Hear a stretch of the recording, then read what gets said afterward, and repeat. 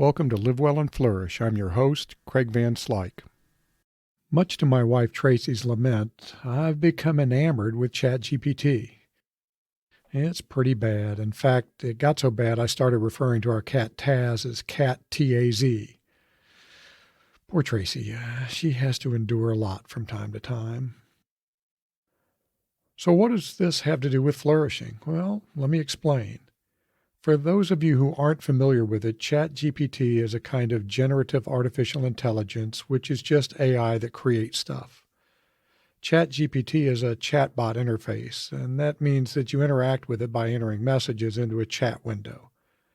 It's kind of a conversation, and it's more than a little magical. All right, back to flourishing. Pretty quickly after starting to use ChatGPT, I realized that I consistently was polite in my interactions with it.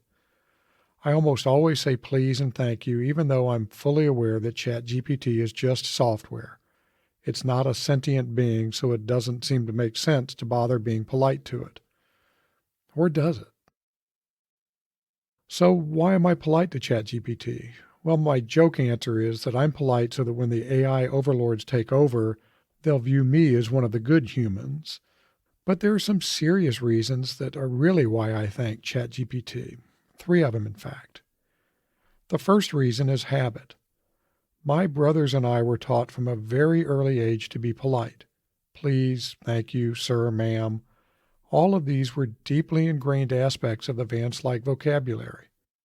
We were taught that being polite was an important sign of respect. But there was really more to it than that. Our training in respect really led us to be respectful people. Mom and Dad taught us respect, and we subsequently built a habit of respect and eventually became respectful people. So my politeness to ChatGPT is, in some respect, due to my habits of respect and politeness.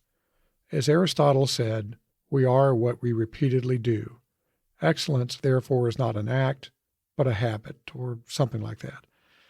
I'm not sure he ever really said that or wrote it, but the saying aligns with his view of how excellence is built. It's built over time and by consistent practice. It seems to me that being polite to ChatGPT not only reinforces my habit of virtue, not being polite would degrade that habit. At least I think it might, but why run the risk? That last point is really important, and it brings me to my second reason for thanking ChatGPT. Not doing so might break my virtuous habit. Habits can be built, and they can be broken. You break a habit by repeatedly acting against the habit. This is really useful when you're trying to break counterproductive habits, but it can also disrupt productive habits. So I decided just to go with my virtuous habit of being polite, even though ChatGPT isn't human.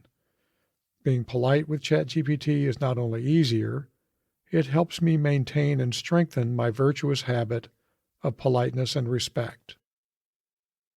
Now, I don't thank my closet for holding my clothes, nor do I thank my truck for carrying bales of alfalfa, so why thank ChatGPT? Well, I think it's because it emulates human conversation. It really is like chatting with someone over text. In fact, it's kind of spooky at times. Because it's sort of like interacting with a human, I believe that not being polite would weaken my habits of politeness and respect. Is that crazy? Well, maybe, but the cost to me is small. In fact, it would require more effort of me to consciously avoid being polite to ChatGPT than it would to act habitually. So I type please and thank you. The big message I'm trying to communicate is to be diligent in building your virtuous habits and vigilant in maintaining those habits. These are both critical to building and maintaining your excellence. At least that's what Aristotle thought. This brings me to my last point, the power of metaphors. I'm thinking about doing a whole episode on metaphors, but for today, I just want to say that metaphors are powerful tools for shaping your perceptions of and interactions with the world.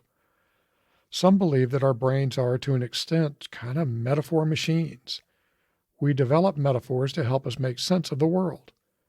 My metaphor for ChatGPT is of an infinitely patient, very knowledgeable, non-judgmental colleague.